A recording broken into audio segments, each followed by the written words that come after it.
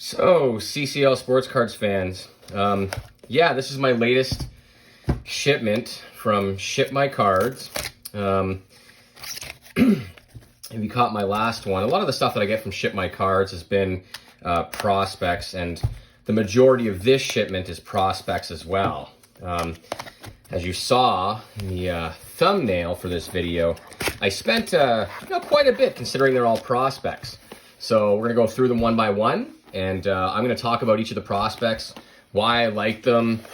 You'll notice that some have more than one, but yeah, it should be a lot of fun. I'm really digging the service that Ship My Cards provides. So let's get started. So first up is Jordan Westburg. Let's see if I can fix that glare. There we go. So a little off center, but this is Jordan Westburg. For those of you that don't know, obviously he's in Baltimore system, 2020 Bowman draft guy. He started in low A, crushed it, went to high A, crushed it again, finished up in double A Aberdeen. And although he scuffled for a couple of weeks, he figured it out. A lot to like. Kjerstad is the chase for the Orioles in 2020 draft, and I like Kjerstad for a lot of reasons, but Westburg just looks like he has all the tools of he just keeps evolving his game and getting better. Some people aren't too fond of CSG as a grader. I kind of like them, and especially when something's graded pristine. I mean, how many mistakes could there really be? And when you see the pictures of this one, the centering is just tremendous. And I didn't see any damage to the corner. So I'm going to imagine that at some point I'll cross this one. But True Blue, Jordan Westburg, I believe this one costed me $250. So really not bad. In fact, maybe it was $200. Either way, not a bad price. Might be confusing it with one of my other purchases. It's hard to keep track of this stuff. So here's the next card, a True Gold of Trent Palmer. This one's raw, looked really good in the pictures and online. Very good centering. Trent Palmer had a really, really rough start. Again, he was I think he was the third rounder? Yeah, third rounder for the Jays. And he had a really, really rough start with Dundee. And I think his ERA in May was like 7. But he finished the year with an ERA of 2 in June, July, and August. Just absolutely nasty, big, strong guy. And I picked up this True Gold raw for $80. Really hard to go wrong with a True Gold of a guy who's basically, in my eyes, a stud. $80 for True Gold auto. Looks like a really sharp card. Yes, Patrick Bailey Black, PSA 10. Patrick Bailey, I'll talk about it a bit more probably in other videos, but the Giants in 2020 Bowman draft, such a great chase. The reason I like Bailey, and obviously the black is just an absolutely gorgeous card. 39 out of 75. Gem Mint 10. This one cost me $375. Really not awful at all. I was more than happy to pay it. Bailey had a good season, especially as the season wound down late August, early September. He absolutely crushed the ball. He had a brief stint in high A. Didn't go so well, but he adjusted when he was sent back to low A Fresno and absolutely just demolished the pitchers in the last 5-6 weeks of the year. I like Bailey a lot. Again, these are all prospects, and these are basically, we don't know if these guys are going to turn out, but I think with Bailey, he's got a lot of potential. So here's one of my favorite guys right now who's like super cheap. This is Wilder Patino. For you avid collectors, he was a big chase when 2020 Bowman Chrome came out. Young guy. He kind of fell by the wayside. His stuff's gotten way too cheap. Being that he's only 20 years old, lots of potential. If you watch the videos on this guy, his arm, the way his swing, he's got a lot of talent.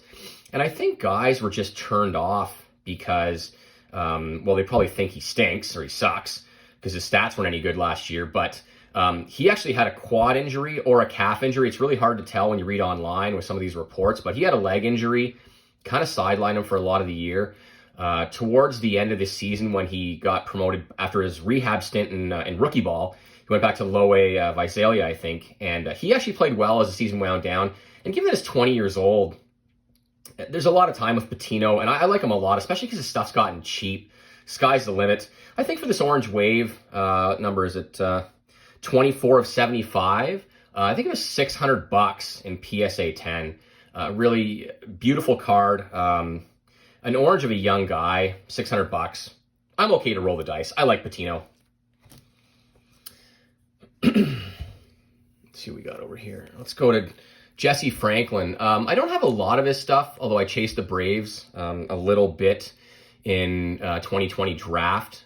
This was just really cheap for a red wave. It looked really good. Centering looked good. Corners looked good in the pictures online on eBay. I think this one cost me $350, $399 maybe. Franklin has a ton of pop. If you haven't heard me talk about him before, Franklin played in High A Rome with guys like Vaughn Grissom and Michael Harris, who I'm both fond of those guys too. But Franklin strikes out a bit too much, but lots of pop, and he's a really good outfielder. What's his draft again? 3rd rounder, 97th overall. Again, $300 for a red wave, $399. You really can't go wrong, especially for a guy who hit so many dingers. Pardon me. This guy I like. I'm not sure if I've talked about Blomgren before. With 2020 draft, the chase is obviously Zach Veen, and Romo to a certain extent, who I'm fond of. But Jack Blomgren is really overlooked in my opinion. I picked up this True Red for $399 in PSA 10. Beautifully centered. Really hard to find reds in PSA 10. A little bit about Blomgren. He spent the entire year at High A Spokane. Scuffled quite a bit, early in the season. But as the season wound down, I think it was August where he hit somewhere in the neighborhood of 350. And then in September, for the 2 or 3 weeks, he hit 500. So, when you're paying $400 for a red, sky's the limit. By all accounts, this guy has a wicked attitude. I know he's got a good glove from watching him play. And at $399, there's just so much potential and upside. As an example, I like Veen, but if you were to buy his red in PSA 10, it'd probably cost you $10,000. And I don't see the upside at $300, $400 for this guy. Hey, I'll take a shot. You already heard me talk about Patino, and these cards were like $120, $130. His PSA 10s are down to $40 or $50. Super cheap way to play a 20-year-old kid. When you've got 19, 20-year-old kids in 21 Chrome, they're costing you $300, $400. I just don't see the upside. And at $30, $40, $50, hey. This is a cool one. This is my first FCG slab. They're a newer grader. Matt Schwartz does a really good job. The subs on this, I don't think we can get them on camera here, but the subs on this were so good. 10 centering, 10 edges, 10 corners, and 9 surface. I picked up this purple for like $63 at auction. Beautiful card. FCG, I'm told, grades really tough. I like that. I may cross and I may not. Nice slabs, but again, $63 for Patino. You're gonna know it's a trend. I got a lot of Patino in here. Super cheap guy to chase. Another Blomgren here. This one had wicked subs, 10 centering, 10 edges, 9.5 corners, 9 surface. You can probably see that on camera. Red wave. This one was just a hair over $300 for me as well. Again, you've heard me talk about Blomgren with the previous red. At $300, I mean, if he goes to zero, he goes to zero, but at least it's not $10,000 like some of these other prospects. I think he was a 4th rounder. 5th round, 140th overall. Yeah, I like Blomgren, and having 2 of his reds, cool cards. And another Patino. This one cost me about $1,000 in PSA 10. Again, a red wave, 1 of 5 for $1,000 PSA 10.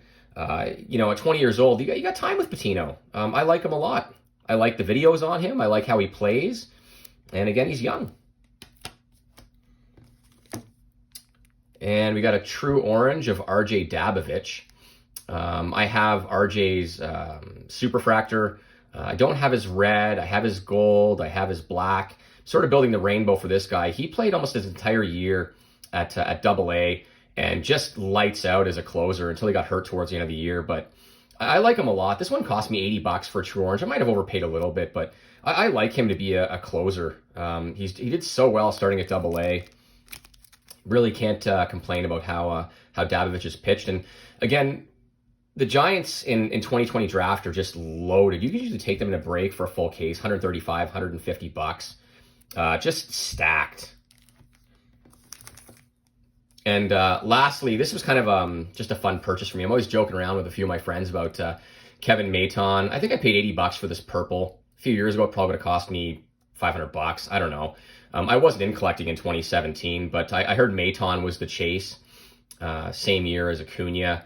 And I actually bought this because A, it's a cool card, it's cheap, the one-time chase, but I'm going to put it on my desk. It's a reminder that, this guy was, a high-ranked international prospect, 5-tools guy, you hear all the verbiage about him, great skills, and he's done nothing better than hitting like 210.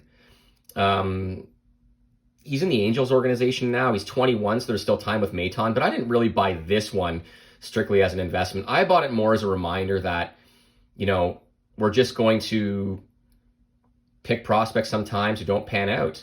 And unfortunately, this guy was a lot more expensive. I didn't have any of his stuff because, again, I wasn't collecting in 17. But, it's a reminder. I'll look at it that we're not always going to pick the right prospects. We're going to overpay sometimes. Sometimes we're going to get it right.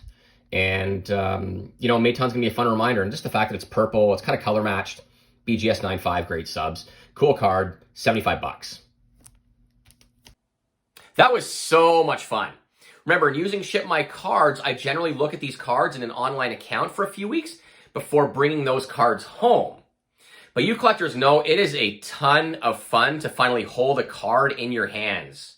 I'm not sure that's ever going to get old. So, obviously I like Patino quite a bit, having spent about $1,700 on his cards in this lot. But again, we have time with Patino. He's only 20. Yes, he's one of my favorite young prospects. And as I said, he's cheap. Now, I realize $1,000 isn't cheap, but if you like him, you can get some of his color for under $100, and it's already graded a 10.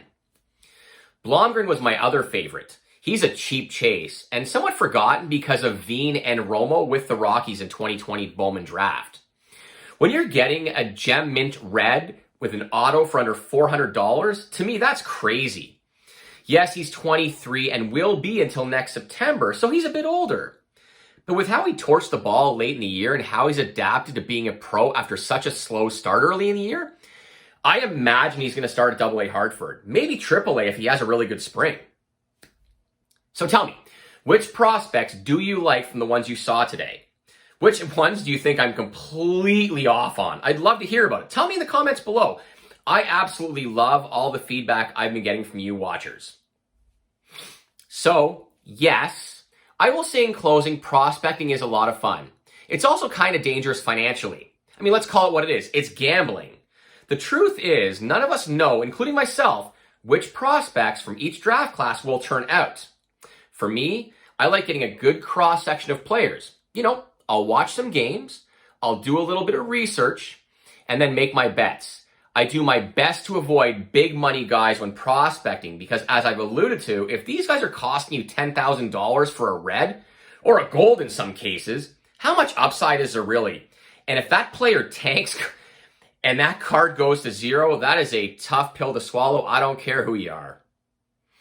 As you'll see in one of my upcoming videos, I do spend bigger money, but those funds are reserved for guys who have either finished their careers, are headed to the Hall, or are already in the Hall of Fame and have a very long track record of awards, championships, and solid stats year in and year out.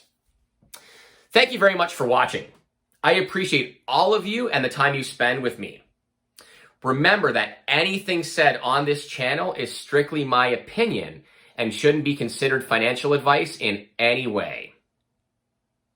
Be sure to hit that like and subscribe button on your way out. You guys have a tremendous finish to your week.